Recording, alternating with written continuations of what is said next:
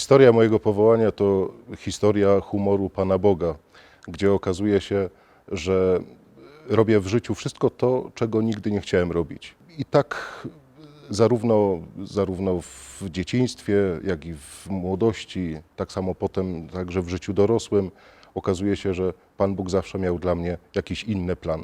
Mam na imię Idzi, mam 39 lat, w zakonie jestem od 19 lat.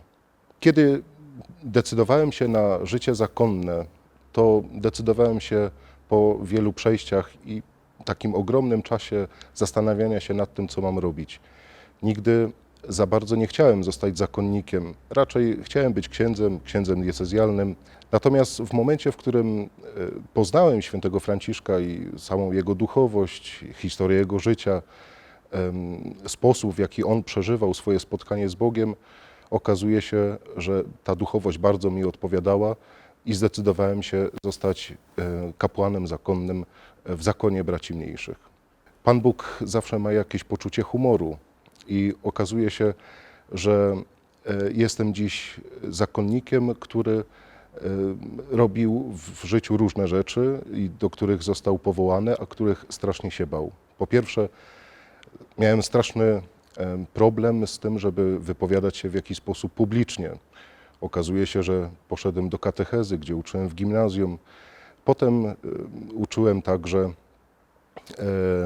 uczyłem innych młodych ludzi, także na studiach, także na różnego rodzaju innych spotkaniach, rekolekcjach, przez głoszenie rekolekcji w różnych parafiach oraz duszpasterzem młodzieżowym przez 8 lat w naszym centrum w Chorzowie.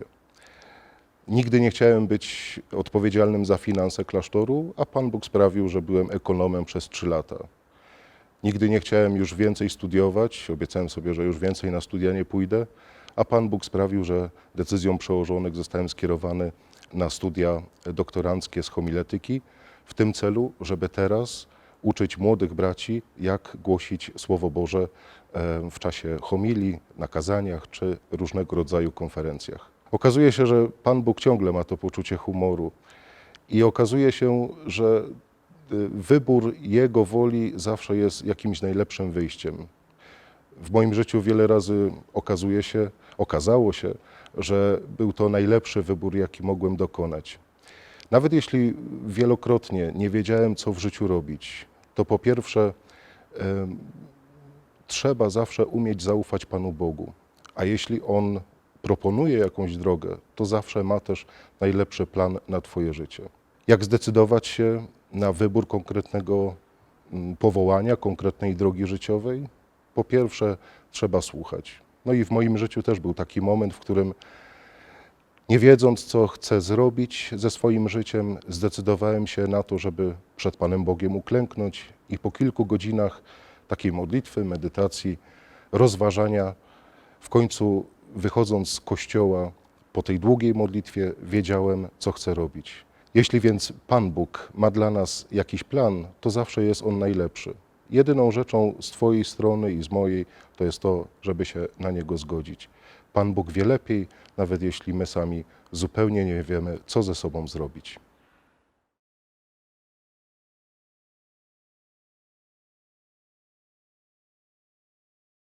Super, świetnie, o to chodziło. Mamy.